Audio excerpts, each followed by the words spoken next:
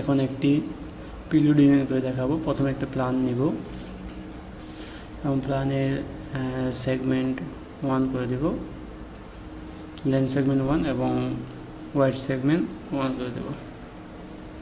এখন একটি box create করব টপ ভিউ পট থেকে এবং বক্সের কালারটা আমি চেঞ্জ করে দিলাম। এই বক্সটির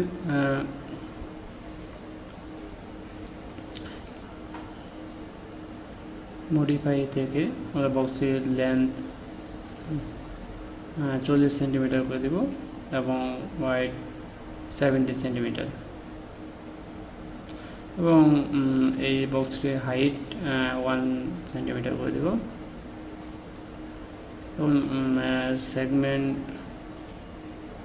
লেন্থ সেগমেন্ট 7 এবং ওয়াইড সেগমেন্ট 11 করে দেব।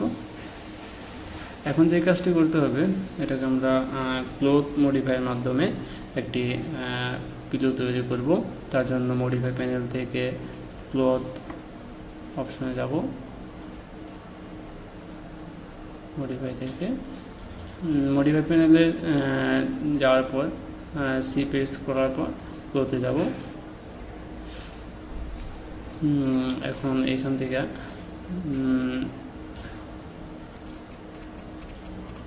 অ্যাড অবজেক্ট থেকে আমি প্ল্যান সিলেক্ট করে অ্যাড করে নিয়ে আসব।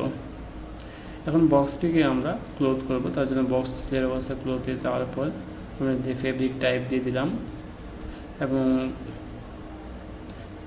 প্রেশার আমরা এখানে 3 করে দেব এবং ডেনসিটি 0.4 করে দেব এবং প্ল্যানে ক্লিক করে আমি এটা ক্লোজ অবজেক্ট দিয়ে বের হয়ে আসবো, ওকে দিয়ে বের হয়ে আসবো। এখন যে কাজটি করবো, আমরা সেমিলিট লোকালে ক্লিক করব। এখন আমরা এটাকে মডিফাই করব।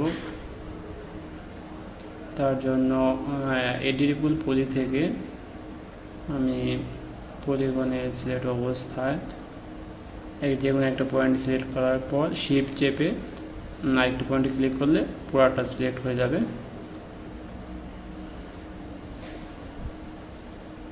এখন আমি এই পুরা একে বেভেল করব। তার জন্য বেভেল অপশনে ক্লিক করব। এখন আমরা উপরে বেভেল 3 সেন্টিমিটার করে দিব এবং যা 3 সেন্টিমিটার লম্ব হবে এবং এখানে 0.4 সেন্টিমিটার করে দেব, -0.4 সেন্টিমিটার।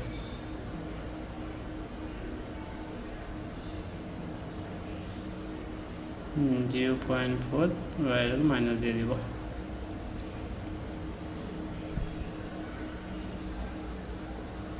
সরি, মিস্টেক হলো। সো এটা সিলেক্ট অবস্থা শিফট চেপে আমি আরেকটা সিলেক্ট করলে পুরোটা সিলেক্ট হয়ে যাবে। এখন থেকে আমি সেন্টিমিটার এবং নিচে 0.4 সেন্টিমিটার দিয়ে দেব।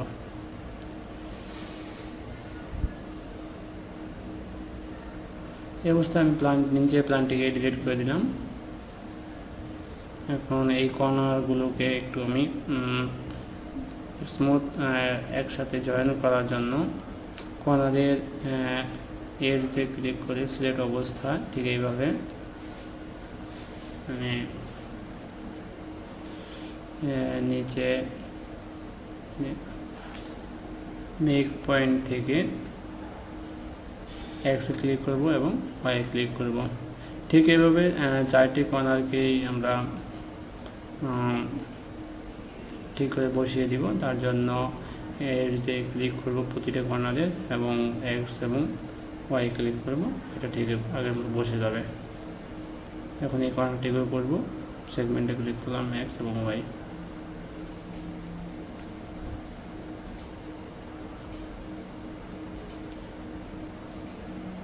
এবং পাশের এই কর্নারগুলোকেও আমি ঠিক সেমভাবে করে দিব, এক্স এবং ওয়াই।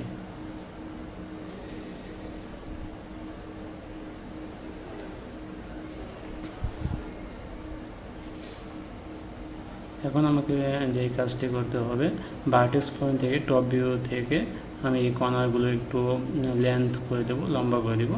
তার জন্য কর্নার সিলেক্ট করে মুভ করে একটু ডার্ক করে টান লম্বা করে দেবো। ঠিক এইভাবে এই কর্নারটাকে আমরা লম্বা করে দেবো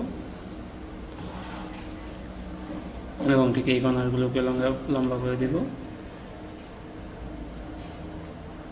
আরেকটি কর্নার বাকি আছে, ঠিক এই কর্নারটাকেও লম্বা করে দেব।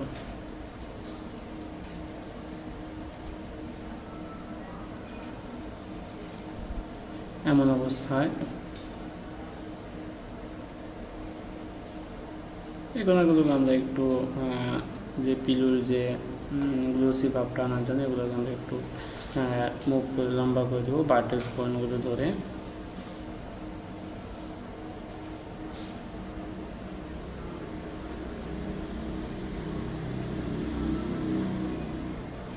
হ্যাঁ, এই পয়েন্টটাকে একটু অন্য মানে ঠিক মতো হয়নি, তার জন্য এই পয়েন্টটাকে একটু চেঞ্জ করে দিই।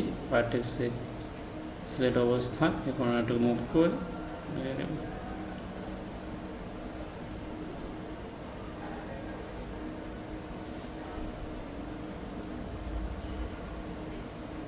এখন এই অবস্থায় আমরা এটাকে ম্যাটেরিয়ালস এডিট করব। ম্যাটেরিয়ালস এডিট করার আগে আমরা এই কর্নারগুলোকে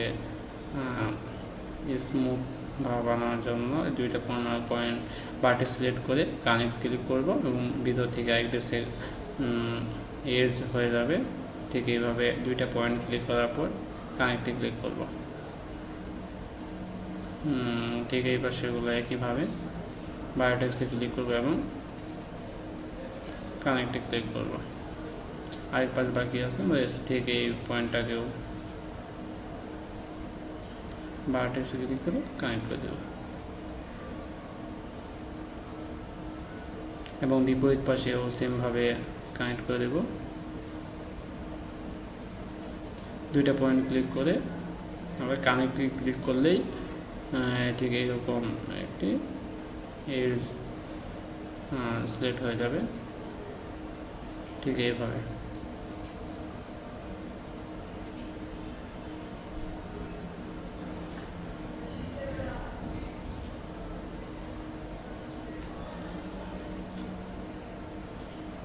এখন আমরা যে কাজটা করব,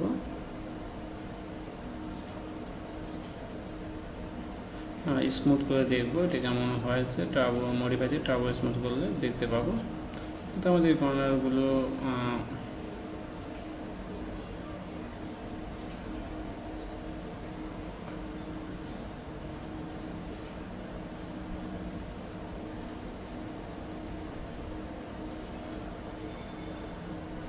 আমি আবার এর যে ক্লিক করব এক্সট্রুড মডিফাই প্যানেল থেকে এবং একটা এজ সিলেক্ট করে লফটে ক্লিক করলে পুরোটা সিলেক্ট হয়ে যায়। নিচে সেমভাবে একটা এজে ক্লিক করার পর লফটে ক্লিক করব,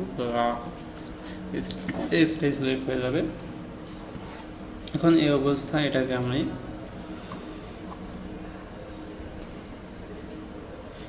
চ্যাম্পার করে দিব, এক্সট্রুড করে দিব।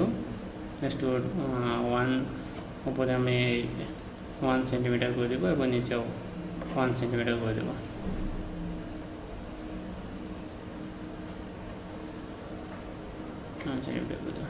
এখন টিক বাটনে ঠিক এভাবে আমরা এটাকে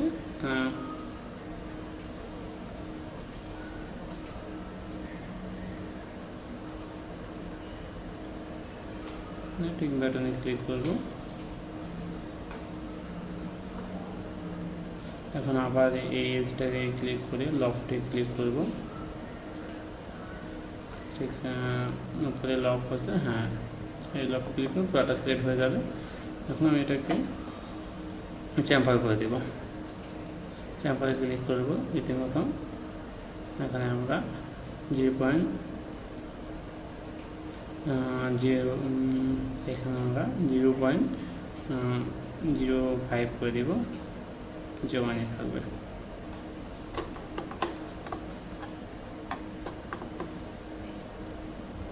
এবং স্মুথ প্যানেল করে দেখবো আমরা ঠিক কীরকম হয়েছে।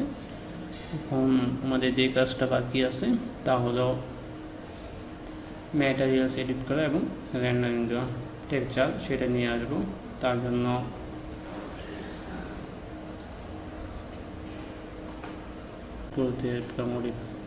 পুরোটাকে ঢেকে দিব, তার জন্য এটাকে সেভ করে নিলাম।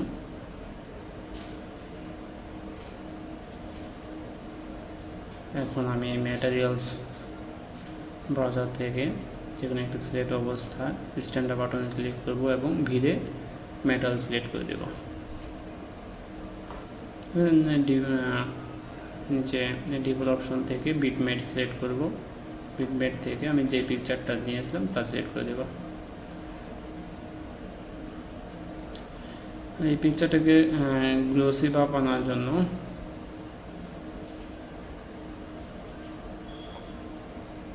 আমি এটাকে হোয়াইট করে দিব এবং এটা দেখবো মেটালস এডিট করার জন্য।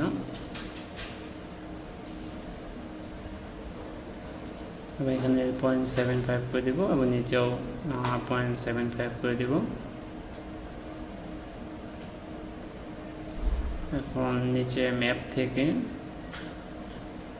আমি এই মেটালসটাকে ড্রাগ করে নিচে ছেড়ে দিব। ঠিক আছে, এখন এটাকে দেখতে পাবো আর একটু স্মুথ এবং গ্লোসি ভাব চলে আসছে। তার জন্য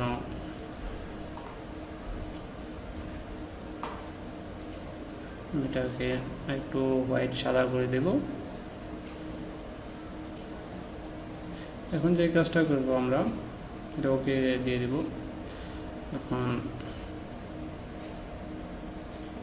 ভিডিওটাকে সিলেক্ট অবস্থায় অ্যাসাইন ম্যাটেরিয়াল সেন্টারে ক্লিক করবো এবং এটা শুরু করার জন্য ক্লিক করবো। আমাদের সাইডের এই কর্নারগুলো স্মুথ ভাব মানে ফেব্রিকটা ঠিকমতো বসার জন্য মডিফাই প্যানেল থেকে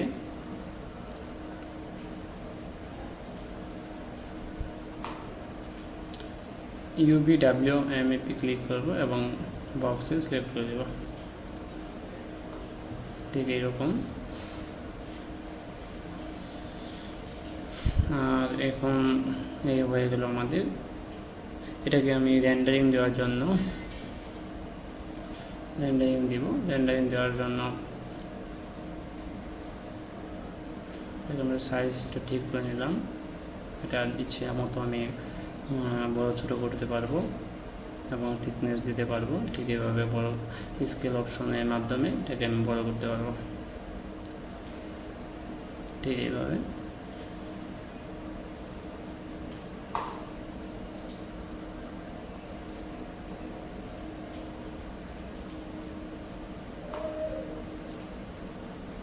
এখন আমি ভিডিও থেকে লাইট থেকে ভিডিও সিলেক্ট করবো এবং একটি ভিডিও প্ল্যান টপ ভিউ থেকে ভিডিও প্ল্যান নেব এবং এটাকে উপর দিকে আমি মুভ করে দেব এবং ফ্রেম দিয়ে দেখব যে কীভাবে এটা প্রিন্ট হবে, মানে রেন্ডারিং হবে।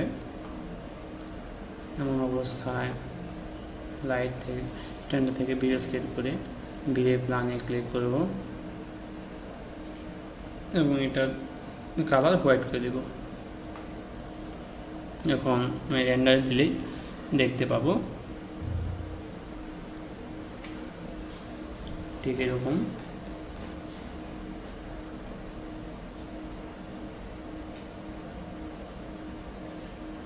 এটা আমরা দেখতে পাবো।